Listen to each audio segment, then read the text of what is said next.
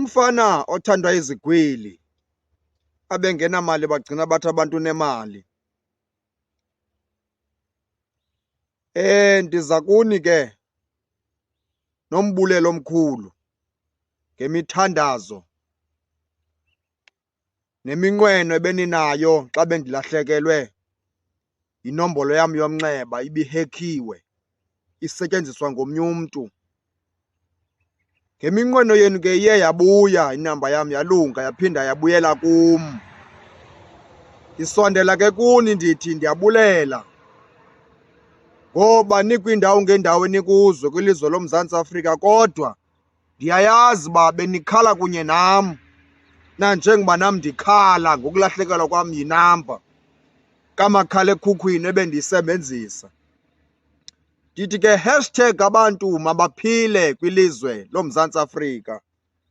Abaphila abantu entshonalanga nasempumalanga nasenyakatho naseningizimu lonke likamthaniya babasinda abantu kwizifo ngezifo bencedwa yiyo imithi yemvelo namafutha wezilwanyana zomkhulu nomkhokho.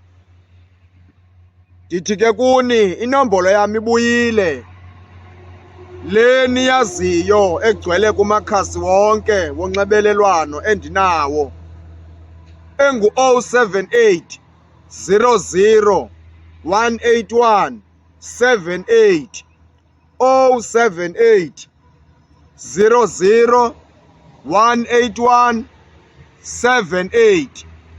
Ukhona ke nale namba bendiyivezile apha kumakhasi wonxibelelwano, nayo ndiza kuyisebenzisa incedisane ke nale indala ukuze ndikwazi ukufumaneka xa umntu endifuna engandifumani kulena indala, akwazi ke ukundifumana nakule yesibini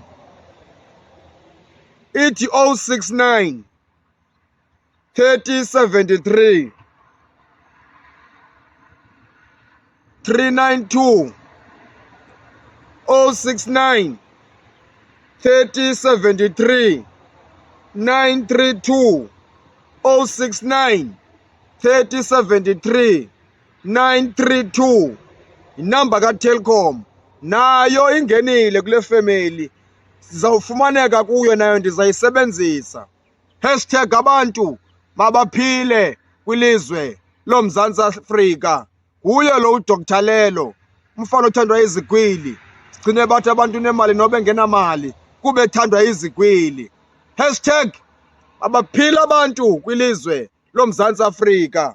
Mabaphile abantu kwilizwe loMzantsi Afrika. Mabaphile abantu kwilizwe loMzantsi Afrika. Mabaphile abantu kwilizwe loMzantsi Afrika. Mabaphile abantu kwilizwe loMzontsundu. Yini nina nkomo zikaRharhabe, zikahintsa, zikaSarhile, zikamlambozi? Yini bantu bakhulu, mathambo amhlophe, nina bomlambozi, nina fazolibele linye? Ndiyacela, ndiyanqula phalo, ndiyanqula kuni Hintsa, ndiyanqula kuni Togu, ndiyanqula kuni Makwayi, kuni Bobulawu. Ndithi abantu mabaphile kwilizwe loMzantsi Afrika. Wonke umntu osebenzisa imithi endiyithake ngokwam ndayidibanisa nakwesiphi isifo naso makaphile ngamandla wenu, Makwayi amahle, ngamandla wenu nina boRharhabe, boKhawuta, boTogu, boHintsa, boSarhile, bomlambozi.